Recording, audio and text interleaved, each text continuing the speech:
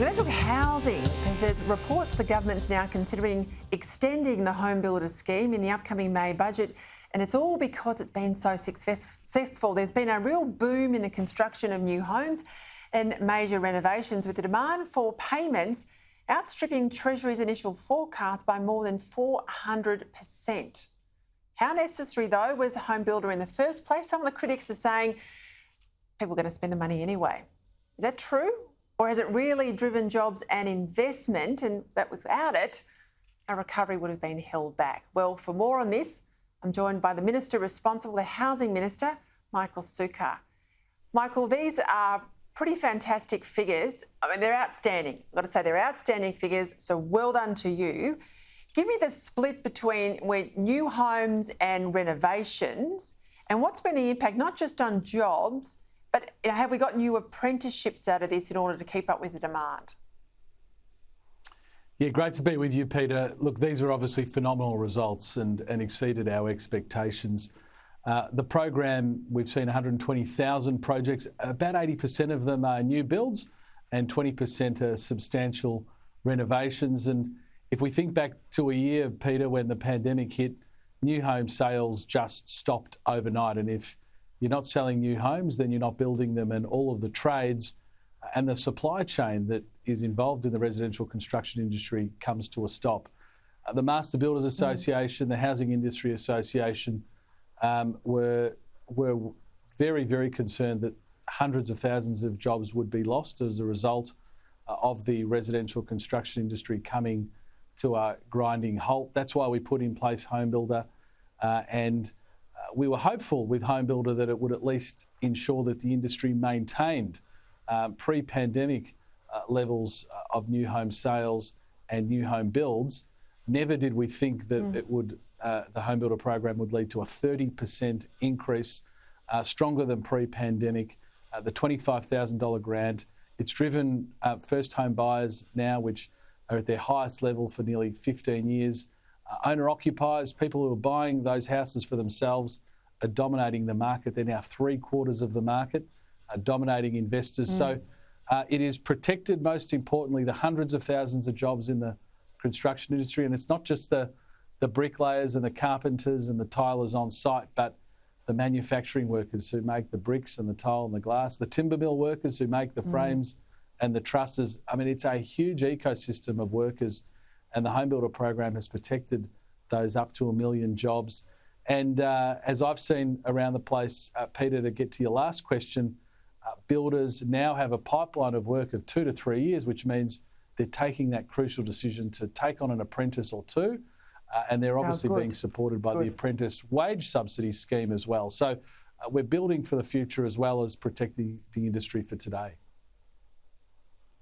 Yeah, it's so good to hear that, particularly new builds, particularly first home buyers, because we know that's a lot of small to mediums in that first building category. I was a bit dubious of the renos. It doesn't surprise me that they're 20% out of the 100, the 80 is in the new builds. What do you say to critics who are out there saying, look, they're always going to spend the cash. Once people can't travel overseas, they're always going to spend the money around the home. What do you say to that?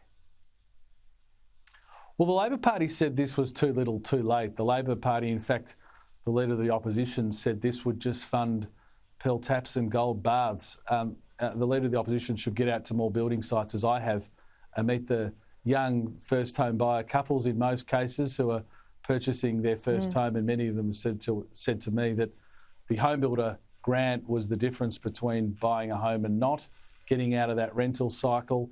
It obviously complements the first home loan deposit scheme, which we've also put in place, which helps first home buyers purchase a home with a 5% deposit.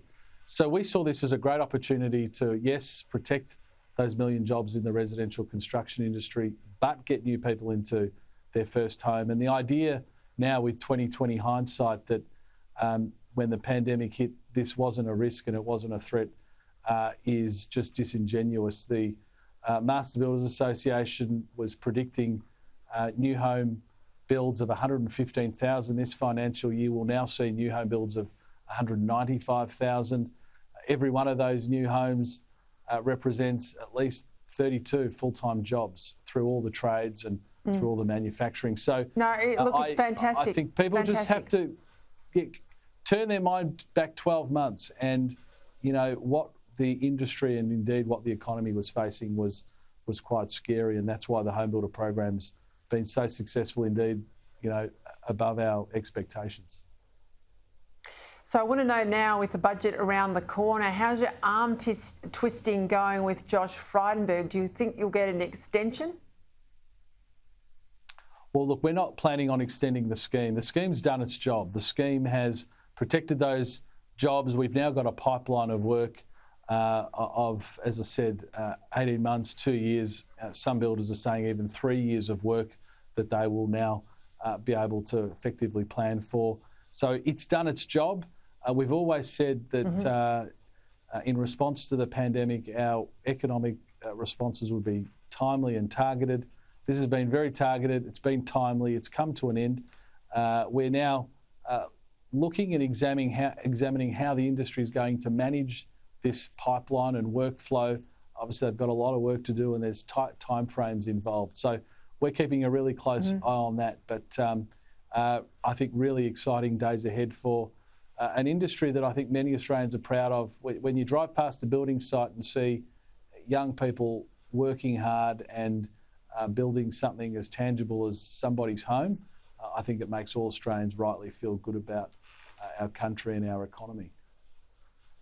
And nothing focuses the mind about the future as having to pay a mortgage. I love it too. It's really good for the values of a country, if nothing else too, Michael Sukkar. So well done. 400% better than Treasury expected you would do. So take a bow. Thanks for your time tonight.